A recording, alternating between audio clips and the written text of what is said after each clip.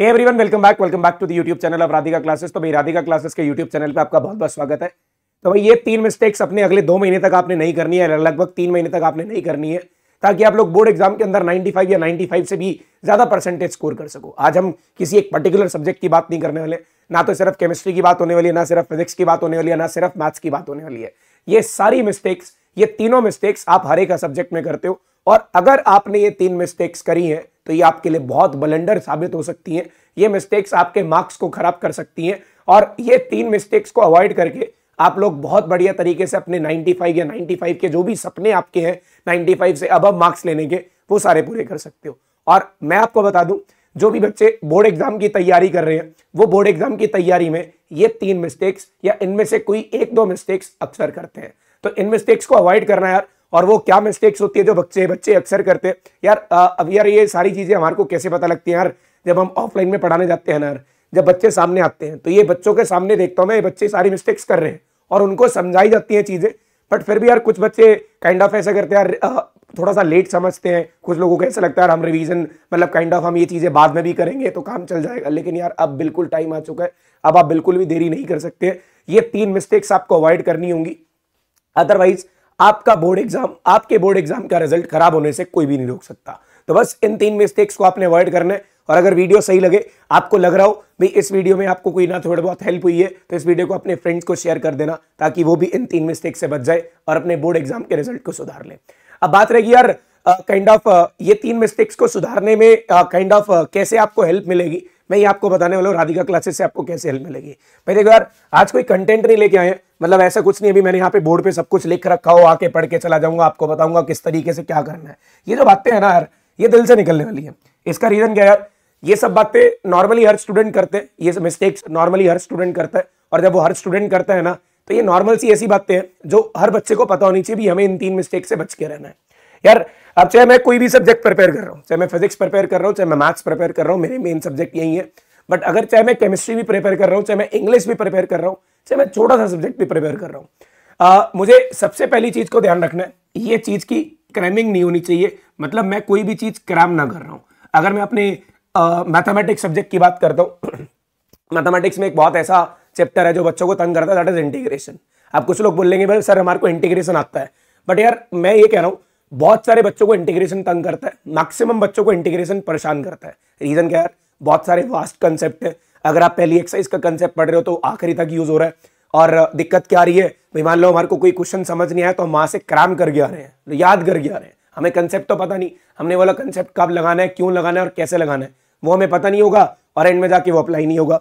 Same चीज physics में। अब यार फिजिक्स को ना थोड़ा सा टफ माना जाता है as compared to other subjects. उसका रीजन यही है, बच्चे क्या करेंगे, अगर कोई क्वेश्चन समझ नहीं आया, चलो यार एक आधा क्वेश्चन में क्या होता है इसको याद कर लेते हैं, और उनको ये लगता है बोर्ड एग्जाम में ये क्वेश्चन डायरेक्टली बिल्कुल सेम स्टेटमेंट के साथ आएगा। सबसे बड़ी बेवकूफी यही है भाई, कभी भी बोर्ड एग्जाम के अंदर, फिजिक्स के अंदर, इवन मैथ्स के अंदर या किसी भी सब्जेक्ट के अंदर, कभी भी कोई क्वेश्चन डायरेक्टली बिल्कुल सेम स्टेटमेंट के साथ नहीं आएगा, उसकी स्टेटमेंट चेंज की जाएगी। मतलब कंसेप्ट वही लगने वाला है, और काइंड ऑफ उनकी वैल्यूज को चेंज करके या उस क्वेश्चन को थोड़ा सा मोल्ड करके दिया जाता है। तो अगर आप चीजें क्रैम करोगे तो आपके लिए बहुत डिफिकल्ट होने वाली है। There should be no cramming. Cramming का लेवल जो है वो 0% होना चाहिए। अगर आप कोई चीज समझ नहीं आ रही है, जब तक वो समझ ना आए, अगले चैप्टर पे या अगले कंसेप्ट पे जाना नहीं है। चाहे वो मैथ्स की बात करो, चाहे फिजिक्स की बात करो। अब मैं रे ऑप्टिक्स, वेव ऑप्टिक्स उठा लेता हूं यार। रे ऑप्टिक्स में क्या बोला सर, मुझे एक कंसेप्ट समझ नहीं आया, लेट इट बी TIR समझ नहीं आया, तो मैंने क्या करा, TIR का कंसेप्ट याद कर लिया। अबे यार TIR का कंसेप्ट प्रिज्म से रिलेटेड है, TIR के अंदर प्रिज्म से रिलेटेड क्वेश्चन मिक्स करके दिए जाते हैं। TIR का कोई भी क्वेश्चन डायरेक्ट नहीं आता है, TIR के क्वेश्चंस के अंदर आपको अपने कंसेप्ट, अपने दिमाग को घुमाना पड़ेगा। तो भाई उसके लिए क्रैमिंग बिल्कुल भी नहीं चलने वाली है। दूसरी बात हमारे पास आती है यार, लैक ऑफ रिवीजन। अब मैं क्या करूंगा यार, मेरे पास मैथ्स के अंदर लगभग 13 चैप्टर हैं। सर मैंने तो 13 चैप्टर पढ़ लिए, एक बार पूरी NCERT कंप्लीट कर ली और बहुत सारे एक्स्ट्रा क्वेश्चन भी कर लिए, लेकिन सर प्रॉब्लम क्या आई, ना तो मैंने इंटीग्रेशन रिवाइज करा, ना मैंने प्रोबेबिलिटी रिवाइज करा, और ना ही मैंने काइंड ऑफ कोई भी ऐसे डेरिवेटिव रिवाइज करा, ना एप्लीकेशन ऑफ डेरिवेटिव करा। सेम फिजिक्स में ले लेता हूँ, सर रे ऑप्टिक्स पूरा पढ़ लिया, 1 महीने से रे ऑप्टिक्स पढ़ रहा हूँ, लेकिन कोई रिवीजन नहीं है। जो टॉपिक मैंने पहले दिन पढ़ा था मुझे याद ही नहीं है क्या पढ़ा था। भाई 1 महीने बाद तो किसी को भी याद नहीं रह सकता, तो मैं रिवीजन करनी पड़ेगी। अगर आप रोज एक टॉपिक पढ़ रहे हो तो एक टॉपिक की रिवीजन भी साथ से पीछे उठा के करो और एंड में जाके पूरे चैप्टर को रिवाइज करो, शॉर्ट नोट्स बनाओ। ये शॉर्ट नोट्स अभी इनका मतलब समझ नहीं आएगा, इनका मतलब तब समझ आएगा जब आपके बोर्ड एग्जाम नजदीक आ रहे होंगे। यार पिछली बार भी 5 मार्च को हमारा बोर्ड एग्जाम था फिजिक्स का, 9 मार्च को हमारा मैथ्स का था। मैथ्स के अंदर लगभग 3-4 दिन मिले, फिजिक्स के अंदर 4 से 5 दिन मिले। तुम क्या 5 दिन में 14 चैप्टर बिल्कुल डिटेल में निपटा पाओगे? पॉसिबल नहीं है, सारे क्वेश्चन नहीं कर पाओगे, आपको शॉर्ट नोट्स बनाने पड़ेंगे। और वो शॉर्ट नोट्स आप कोशिश करो खुद से बनाओ, आपके हाथ से लिखियो, एक शीट पे लिखियो। और अगर आपने बहुत अच्छी प्रिपरेशन करनी है, अपनी दीवारों पे पेस्ट कर लो, घर की वॉल्स पे, मतलब जो भी जिस रूम में आप पढ़ते हो उसकी वॉल्स पे पेस्ट कर लो, आते जाते हुए फॉर्मुलाज दिखे, आपकी नजर पड़े और वो फॉर्मुला आपको याद हो जाए। तो ये लैक ऑफ रिवीजन। बच्चे क्या करेंगे यार, कोई क्वेश्चन प्रैक्टिस नहीं करेंगे, मतलब काइंड ऑफ क्वेश्चन प्रैक्टिस कर ली, कोई रिवीजन नहीं करी, कोई कुछ नहीं करा, कोई सैंपल पेपर नहीं लगाया। सैंपल पेपर लगाने जरूरी है, रिवीजन करनी जरूरी है, ठीक है। उसके बाद एक और बात आती है यार, थर्ड थिंग, अब रिवीजन नहीं कर रहे हैं, रिवीजन नहीं करोगे भाई। बहुत सारे ऐसे बच्चे हैं जो पढ़ तो सब कुछ लेंगे, 14 के 14 चैप्टर एक बार कर लेंगे, उन्होंने क्लासरूम लगा ली, अपने ऑफलाइन क्लासेस में लगा लिया, ऑनलाइन क्लासेस में सब कुछ पढ़ लिया, नोट्स बना लिए, but there is no revision. भाई आप उसी लेवल पे हो जिस लेवल पे आपने शुरू किया था, अगर आपकी रिवीजन नहीं है। सर अब रिवीजन करें कैसे? तो भाई उसके लिए प्रॉपर शेड्यूल बनाना पड़ेगा। वो शेड्यूल कैसे बनाना पड़ेगा भाई? आपको ये देखना पड़ेगा, आपका 1 घंटे का लेक्चर है तो आपको 1 घंटा वो लेक्चर भी रिवाइज करना है और साथ साथ आधा घंटा लगा के पिछला भी रिवाइज करना है। तो बिना रिवीजन के आप लोग कुछ नहीं कर पाओगे, ठीक है। अब तीसरी बात आती है, ये तीसरी मिस्टेक बहुत सारे बच्चे करते हैं। मैं ये देख पा रहा हूं ऑफलाइन के अंदर जितने बच्चे मैं पढ़ाता हूं उनमें से 50% बच्चे मिस्टेक करते हैं, 50%। और ये है लैक ऑफ प्रैक्टिस। अब ये लैक ऑफ प्रैक्टिस क्या बोलती है यार? मान लो मैंने आपको आज एक कंसेप्ट पढ़ाया, ये कंसेप्ट पढ़ाने के बाद उसके 2-4 क्वेश्चन, 5 क्वेश्चन मैंने हर टाइप का क्वेश्चन करा दिया। मतलब हर टाइप का क्वेश्चन कराने का मतलब आप घूम फिर के कंसेप्ट आएगा तो इन्हीं में से आएगा, अगर कोई क्वेश्चन आएगा तो इसी में से आएगा, अदरवाइज नहीं आएगा। अब यार क्या तुम्हारे 5 क्वेश्चन के बाद तुम्हारा दिमाग इतना चल पाएगा? अभी क्वेश्चन अगर थोड़ा सा मोल्ड होके आ गया, मोल्ड होने का मतलब कोई स्टेटमेंट के अंदर उन्होंने थोड़ा सा डिफरेंशिएट कर दिया, क्या तुम उसको अटेम्प्ट कर पाओगे?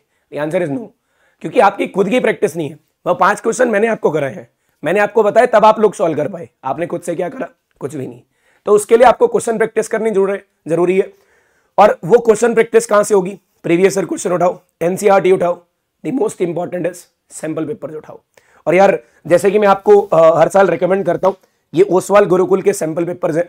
ये ओसवाल गुरुकुल का सैंपल पेपर्स बिल्कुल बढ़िया तरीके से लॉन्च होते हैं।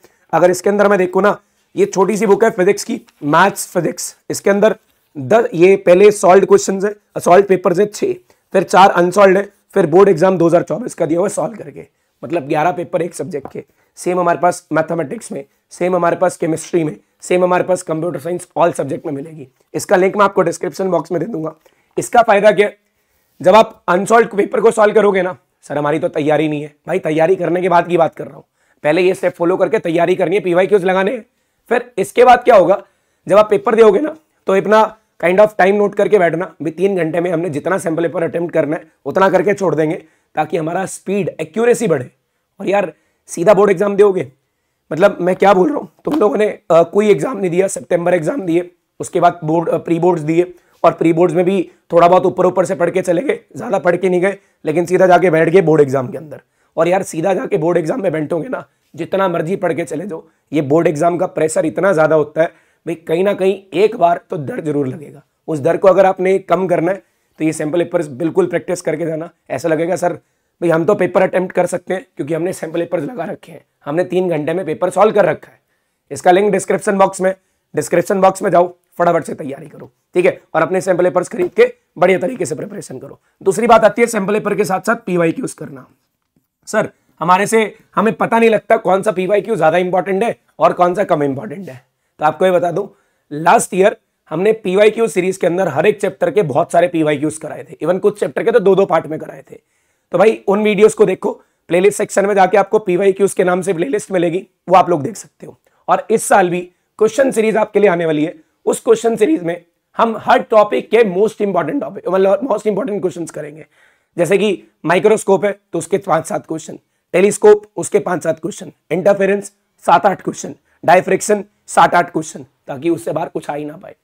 तो बस इस तरीके से चलने वाले, चाहे वो रिकॉर्डेड में चले, मोस्ट प्रोबेबली रिकॉर्डेड में चलेंगे क्योंकि यार थ्रोट ज्यादा साथ दे नहीं रहा है, तो लगभग हम उसके अंदर क्या करेंगे, रिकॉर्डेड सेशन 1-2 बार में रिकॉर्ड करके आपके साथ अपलोड कर देंगे।